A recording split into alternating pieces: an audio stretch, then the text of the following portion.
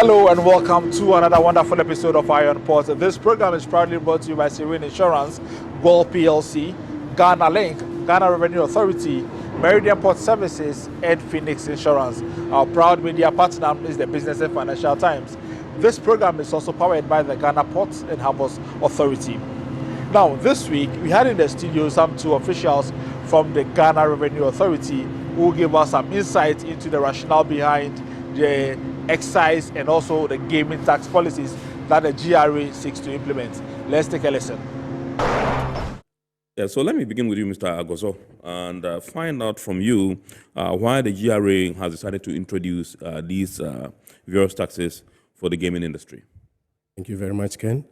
So I wasn't GRA. GRA, we don't pass laws. It was an act of parliament that introduced this law. But I must say that we had made some significant contribution to that law because there had been some implementation challenges with the way the gaming sector was taxed. Because of these challenges, most countries or tax jurisdictions have changed the way the industry is taxed. Right. So in the new Act, Act 1094, you will notice that a special section had been created for this gaming sector. It is now placed under special industries. That means that it has some peculiarities that makes it difficult to tax it the normal way. So that's what has happened. So by the introduction of the new taxes, which it's not exactly a new tax, but a replacement of two existing tax laws. The VAT had been operational on the sector since 2013. Right. And that meant that any gaming operator that accepts wager or stakes in any game of chance has to charge VAT. And so this has been in the books for a long time. And then also the entities or the gaming operators were required to pay corporate tax on their net profit. Right. But we have reviewed the literature and realized that Ghana is just one of the few countries that is still charging or taxing the industry like any other industry. Right. So the new taxes are that the gaming operators are going to pay tax on their gross gaming revenue. Right. And a token withholding tax had been imposed on the winnings by the players. Right. This is seeking to replace the VAT that they were previously charged on the stakes. No, so you just mentioned the VAT. That's going to be my next question. Why you decided to remove the VAT model and then you scrapped it in favor of this particular new tax that you are rolling out? Okay. So VAT is one of the efficient ways of mobilizing domestic revenue. Yes. And I must say once again that the data that I have reviewed, it contributes more than half of the total revenue we collect from the gaming sector. So for government to decide to replace it with a new tax, it must be coming at a very tough, on a very tough decision point. But what it means for us is that for any tax policy that is introduced, compliance is key. And we have noticed that because of the unique nature of the gaming operation, the industry had not been able to implement the VAT as per the law. Right. And we have been going back and forth several years. Why? Let me come to Mr. Powell. Let's talk the new excise taxes. Tell us some of the products to be affected by these taxes. Well, the new products that have come in include fruit juices, electronic cigarettes, liquids. Is that shisha? Not exactly, but we shisha. have, electronic cigarettes. Okay, yes. And then we have the liquids, Okay. electronic cigarette liquids. And we have also imposed excise duty on virtually all soft drinks. All soft drinks. All soft drinks. Okay. But previously we had excise duty on only carbonated soft drinks. Now we have a standard scope Okay. to cover all soft drinks, sweetened beverages. Let me put it that way. previously we were excising only carbonated soft drinks, as I said, like the Coca-Colas, the Fantas, those products that contain gas. You know. But now we have also realized that energy drinks? Energy drinks. Yes. Yeah. We've noticed that the other soft drinks equally are harmful. Right. Contain sugar. Yes. And the intake of them cause a lot of problems, health problems, you know. The non-communicable diseases is on the rise, you know, diabetes, hypertension, and the rest. So I think we have expanded the scope, as I said. Is it just because of the health risks associated with these drinks that you have decided to, be fixated at it to implement this excise stamp? Or there are other considerations, perhaps maybe revenue mobilization or something? Of course, I mean, it's tax, so definitely it will bring in revenue. However, the focus, but we have also made amendments to the charging method on certain products like cigarettes and other tobacco products by introducing a mix, or what we call the hybrid, specific as well as, ad valorem excise duty in conformity with the provisions of the ECOWAS protocol on the harmonization of excise duty in the sub-region, all aim at making sure that the consumption of these harmful products reduce. We try as much as possible to reduce by introducing fiscal measures. Right. Because once you introduce taxes, obviously the price of the product will go up. And it is anticipated that by introducing these taxes and the products, the prices going up, consumption will reduce. And it will be to the benefit of the consumer and the nation as a whole. Now, what's the percentage of tax imposed on these products? So, is it also 10%? No, so for tobacco, we have changed the charging method, as I said. Yes. We have introduced what we call the hybrid method. Okay.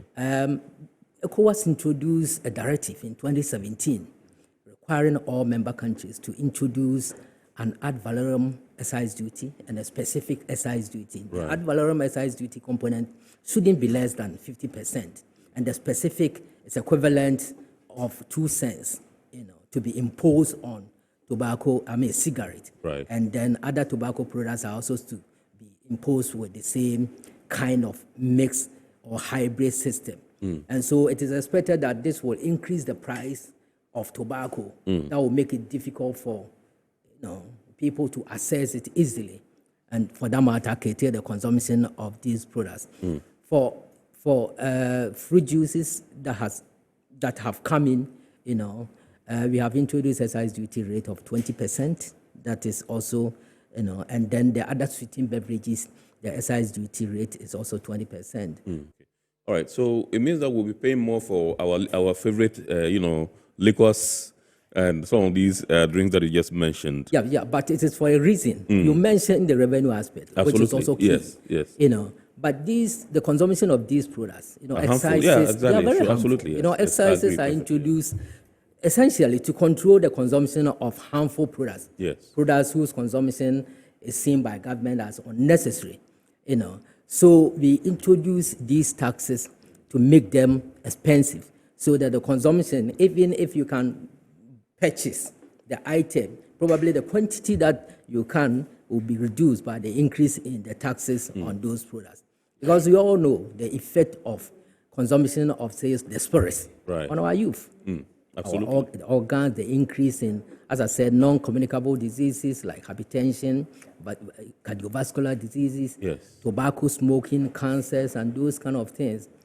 Death related to these kind of things is always on the rise. So it is important that government does something about this in order to improve the health conditions of the citizenry. This policy was supposed to kickstart on the 15th of this month, if I get it right.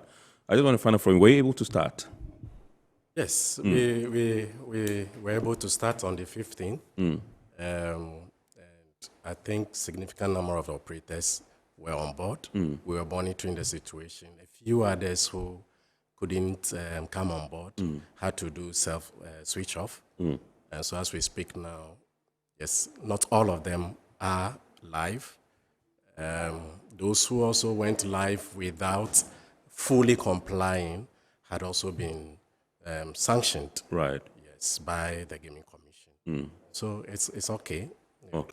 Those who are unable to meet all the requirements for coming live, we're also looking at other options for them because they need to be in business or remain in business for us to make the revenue. Let me come to Mr. Apo and find out from you if you can tell us something about, if you can brief us on this, excise stamp on textiles.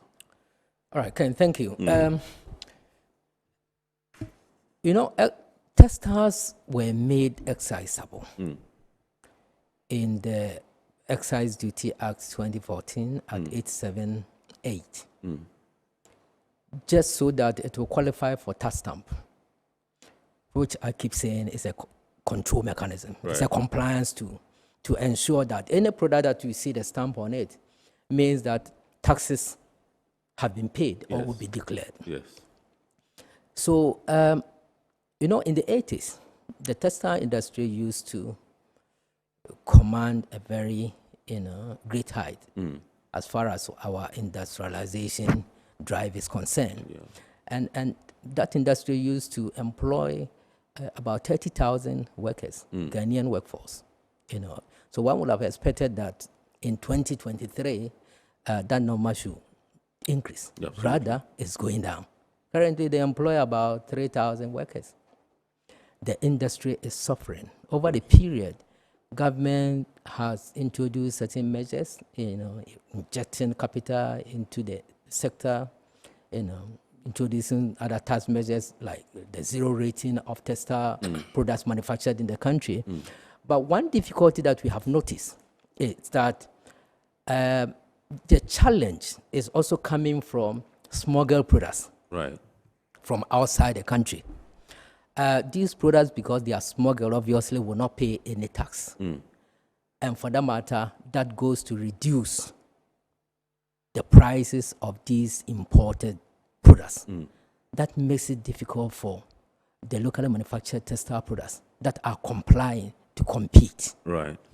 And so we found it necessary, government found it necessary to also extend the tax stamp policy to this sector. So in 2018, the Excise Tax Stamp Act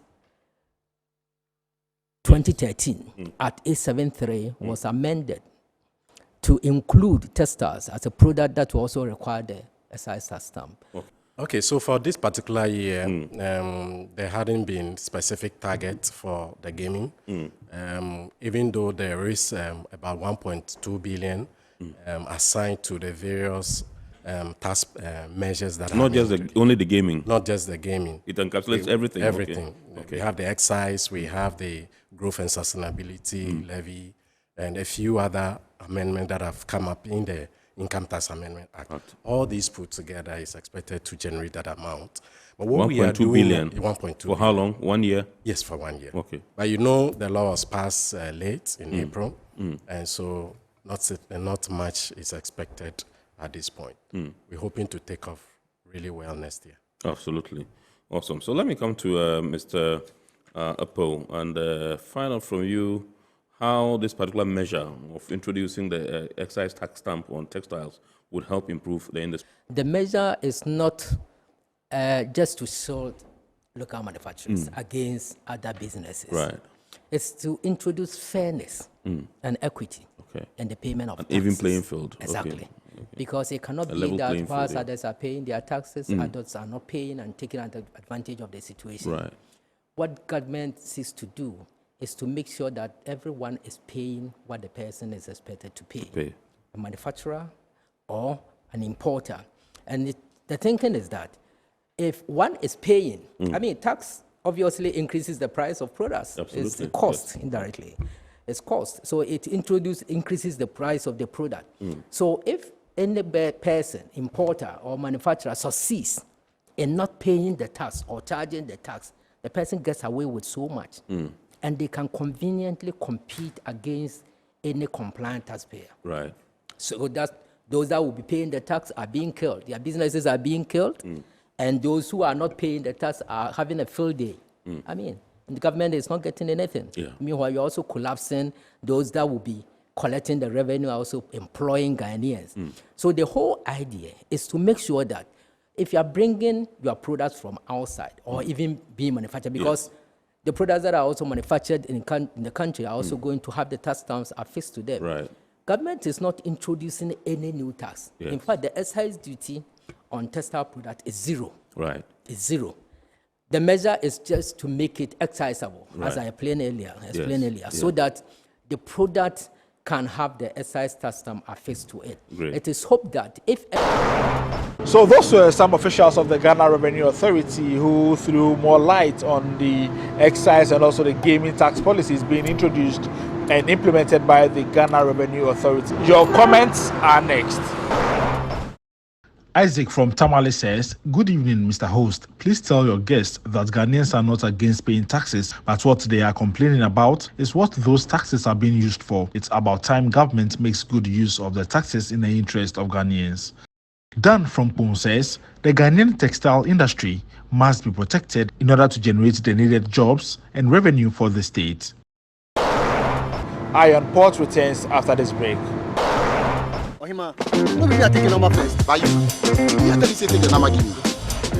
Guys, now I'm tired. I'll go on a date with whoever gets here first. Princess, really? Okay, I dey come. Shut up! Mame,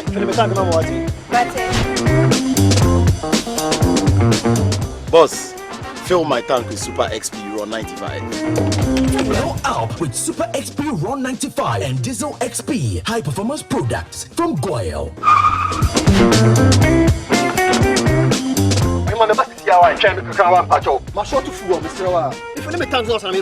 Sorry, Tony got here first, so I'm stepping with him. Oh, cut him.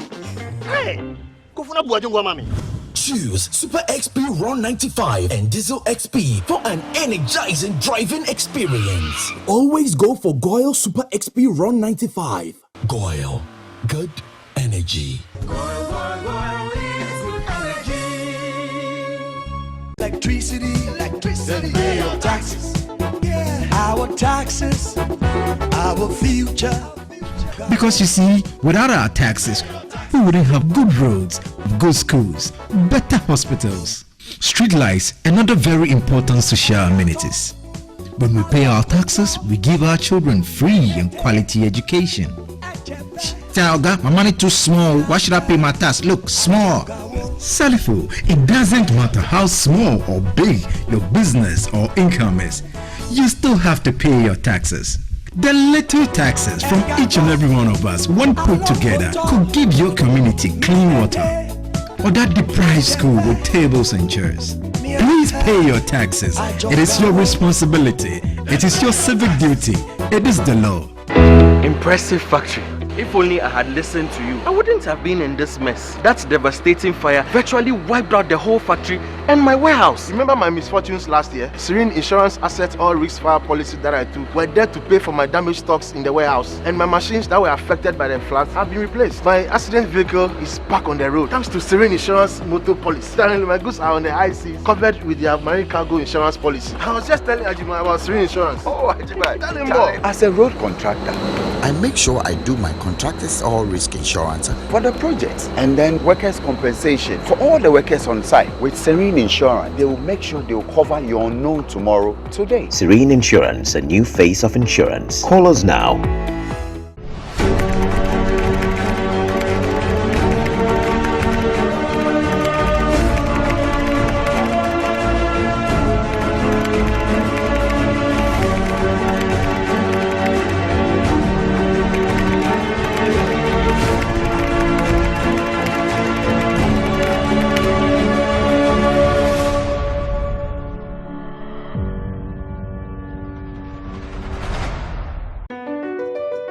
MPS Terminal 3 is Africa's new state-of-the-art container terminal at Tema Port. For manufacturers, agro-processors and traders, the new port means business can be done faster. This infrastructure boost will improve Ghana's port handling capacity, connect more trading routes, and oil the engine of growth for the economy, creating greater opportunities across all sectors as Africa's markets merge and become the largest trading bloc globally. MPS, we connect, you thrive. Business and life can be like the sea sometimes. Sometimes serene, sometimes calm, sometimes turbulent, and at times it brings the unexpected. However it is like, trust Phoenix Insurance for your home, car, business, and marine insurance needs. Call 0302-246-319 or 0243-690-492. At Phoenix, you experience a delightful service delivered with wisdom. Welcome back from the break. Now, news and activities happening within the port and maritime industry next. The African Center for Economic Transformation, ACET, has held a roundtable dialogue on exploring opportunities for domestication of the AfCFTA protocols to drive trade and investment in Africa. The dialogue was meant to address the status of domestication of specific provisions of the AfCFTA protocols related to free movement of persons, including labor mobility. A senior director, research, policy and programs at ACET, Dr. Edward Brown, expressed worry that intra-African trade remains very low, as it accounts for 70% of Africa's exports when compared to other regions. 11 years now, and we're still at a very low level of intra-African trade. So it's important that we try and continue to collaborate. A senior policy analyst at ACET, George Boateng, indicated that the AfCFTA, when rightly implemented and supported, will bring several prospects to the African continent. When we promote free trade, we are looking at it's being able to address the skills gaps in each country. We are also looking at labor markets, trying to solve the problem of skills mismatch, and also curb the phenomenon of the brain drain, which is now very prominent on the continent. The principal researcher at ACET, Louis Yawafo, revealed some findings of a research ACET conducted under the continental trade. There is no harmonization of institutions. I will wish that whatever is being done, the immigration ministry in Ghana will be replicated by Nigeria, will be replicated by other countries within the state parties. The Ghana Ports and Harbours Authority has once again demonstrated that it is capable of preventing oil spills and mitigating the spread of an oil spill during any unfortunate incident within the port environment. Over the course of the week, the Port Authority participated in the ongoing National Oil Spill Equipment Inventory exercise, where the Environmental Protection Agency and their Norwegian technical partners are assessing capabilities and preparedness of onshore and offshore facilities and resources in country to tackle oil spills. Indeed, the Environmental Protection Agency and their partners from Norway expressed satisfaction at the authority's human and technical resources available to fight oil spills. EPA is happy about it because once there's any oil spill anywhere within our marine waters, we can fall on GPHA to support. When you see all these ships around here, anything can happen. They can go grounding, they can collide. So to have equipment available close to a harbor like this is very important. According to GPHA, the organization will continue to upgrade its capacities in order to remain a reliable point of call for Ghana so far as oil spill response is concerned. Because of the hard work we put in and the effort of management, okay, them seeing the wisdom behind all this thing, giving us all the resources, the backup, the confirmations and all that, we were able to prove to them that, look, it is not just having the equipment, but we have the men as well. As part of efforts to continue to deliver on the mandate of providing suitable, safe, and hygienic facilities for fishing vessels and fish handling activities, the Ghana Ports and Harbours Authority has refurbished the Fish Market Hall at the Tema Fishing Harbour. The refurbished Fish Market Hall, which took 7 months to renovate, cost the Port Authority 3 million Ghana cedis. During the reopening ceremony with the various stakeholders of the facility, the General Manager of the Tema Fishing Harbour, Engineer Kwabna Samoa, said the investment ties into the objectives of the authority to ensure that fish brought to the harbour are handled in a hygienic and conducive manner. So management thought it wise to invest in money to renovate the whole market to bring it to a certain standard. The operations manager at the Tema Fishing Harbour, Adlina Amoyao, said the authority will ensure that the rules and regulations governing the use of the facility are adhered to. And we have also come out with fines for people that engage in such activities. And we keep on, when you keep on doing that, then what you are trying to tell us is that there's no need for you to be at the fish market and we have to take you out. Similarly, the Tema president of the Ghana Inshore Fisheries Association, Joe Kremo, committed to play his role effectively to ensure that the activities of his members align with the expectations of the Port Authority. We intend that this year, with the new edifice behind us, that we shall make sure that we clean after we've closed, we sweep and we do everything to make sure that here becomes even a tourist attraction. It's now time for some international port and maritime news. The world's first container ship, powered by green methanol, has reached East Port Said in Egypt, its third bunkering stop on its maiden journey from Ulsan, South Korea to Copenhagen, Denmark. The Suez Canal Economic Zone said the ship, owned by industry major Maersk, arrived at the port on Tuesday, August 15. The 2,100 TEU feeder vessel was built by South Korea's Hyundai Mapo Dockyard and delivered in July. The 172-meter-long ship runs on MAN Energy Solutions G50 G95 dual-fuel engine capable of running on green methanol or conventional fuel. We have the word of the day next.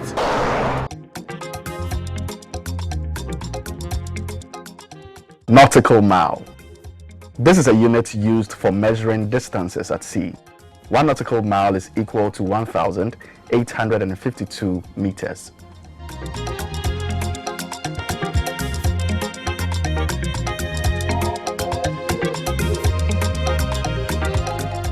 Schedules of vessels in the ports, those at Takoradi and those expected in the coming week, plus the Bank of Ghana exchange rate you need to know to clear your goods from the ports, coming up next.